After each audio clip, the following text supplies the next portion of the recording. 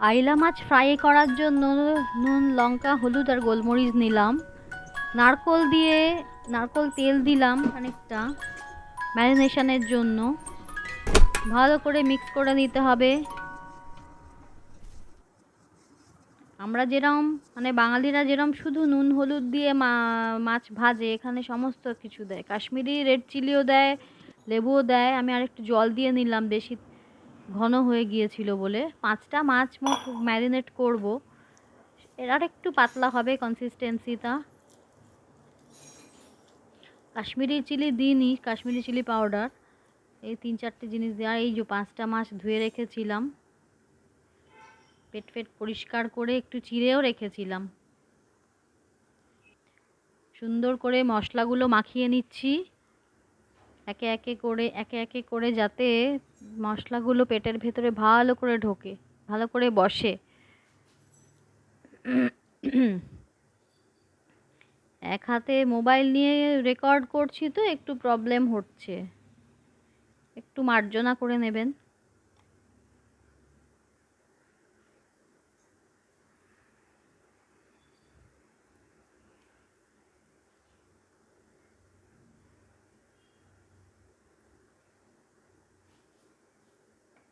একে একে সমস্ত মাছগুলো আমি ম্যারিনেট করে রাখলাম। এই দেখেই এখন লোভ লাগছে, মনে হয় কাঁচাই খেয়ে নিই।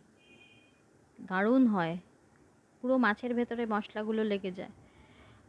ম্যারিনেট করার পরে আমি ফ্রিজে ঢুকিয়ে দিয়েছিলাম, আধ ঘন্টার মতন ফ্রিজে রেখে দিয়েছিলাম। এবার ভাজবার পালা, সেই জন্য বার করে নিলাম। খুব মশলাগুলো বসে গেছে। গ্যাস ধরিয়ে নিলাম,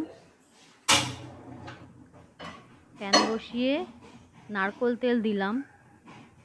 তো নারকোল তেলের রান্না খাই, মাছ ভাজা খাই, কিন্তু বোঝা যায় না, আলাদা করে বলা যাবে না যে নারকোল তেল দিয়ে ভাজা খাচ্ছি না সর্ষের তেল দিয়ে ভাজা খাচ্ছি। আমি তো বুঝতে পারি না। এই কেরালায় এসে, কেরালার ছেলেকে বিয়ে করে সমস্ত কিছু আমার শিখে নিতে হলো। কারি পাতা দিয়ে দিলাম। আরও কয়েকটা কারি পাতা দিলে ভালো হতো, কিন্তু আমি দুটোই দিলাম। হাতের কাছে দুটোই ফ্রেশ ছিল।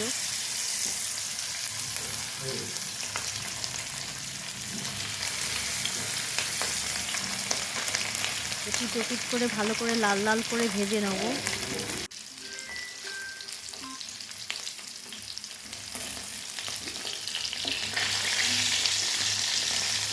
দুটো মাছই ভাজবো এখন, এত নাড়া যাবে না এই প্যানটায়। মশলাগুলো একটু লেগে লেগে আসে, ফ্রাই হয়ে হয়ে যখন খাবো খুব ভালো লাগবে। ফ্রাই মোটামুটি হয়েই গেছে দেখুন। আপনারাও বানিয়ে খেতে পারবেন এরকমভাবে।